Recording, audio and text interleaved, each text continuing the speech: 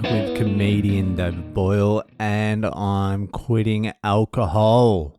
So the pierogies went down an absolute fucking treat. Brought a tear to my old Aunty Karen's eyes. It was a surprise, so I just fucking dropped a plate of pierogies in front of her, and she got pretty emotional. It was worth the fucking effort. She said it'd been a long, long time since she had pierogies. So anyway, that was a fucking nice little night last night. My Aunty Karen, she's a barrister in New Zealand, and she does family law, which is basically divorces. And fucking hell, some of the stories, some of the absolute fucking nightmares out there.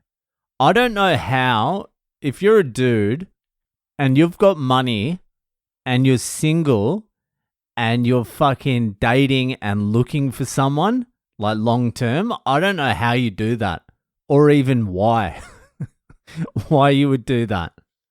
My Aunty Kaz last night, she said she was basically saying to one of her clients who had got married or something like that, fucking got cleaned out. She said to him, she's like, you know, with the amount of money you're giving this bitch, you could have had 3 high-end hookers live with you in your fucking house for the rest of your life. And when you put it that way, it's kind of like, yeah, why wouldn't I just have 3 high-end hookers live at my house for the rest of my life? That kind of sounds all right. That sounds fun. What did you get out of the relationship? Like fucking a few half-hearted fucking blowies and then fucking hand over half your wealth. Especially in New Zealand. The New Zealand fucking laws are hardcore. I think it's like 3 years just being together, then it's like 50-50. Also, don't get me wrong, there's some scumbag dudes out there as well, cleaning out some rich bitches, but fucking on the whole, there's a lot more fucking dudes copping it. But I don't have to worry about any of this because fucking I got no money, so it's all good. It's all good. Things are real when you're broke. At least you know that. Relationships are real. Friendships are real. Your family's love is real because they're not doing it for a monetary reason. That's the great thing about being broke. You don't have to second guess any of your relationships. Is she with me because of my Bitcoin? Is that why she's here?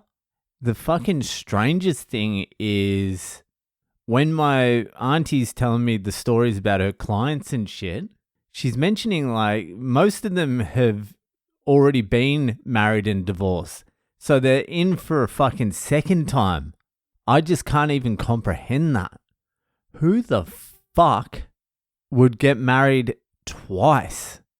This one's the one for sure. How do you know? You said that about the last one. Really, how are there people getting married once? Even once is shocking. That's a shocking amount of marriage. In February next year, I'll be married 10 years, and I can tell you this right now, I will be unwilling. I'm not even fucking going to put a percentage on it because it's more like 1 billion trillion %. I am unwilling to ever go through what you have to go through to get to 10 years marriage with anyone ever again. That's it. It's never happening.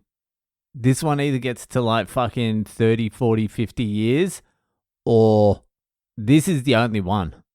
I just couldn't even fathom going through another one. And this one's been great. Imagine being in a bad one. Fucking Jesus Christ.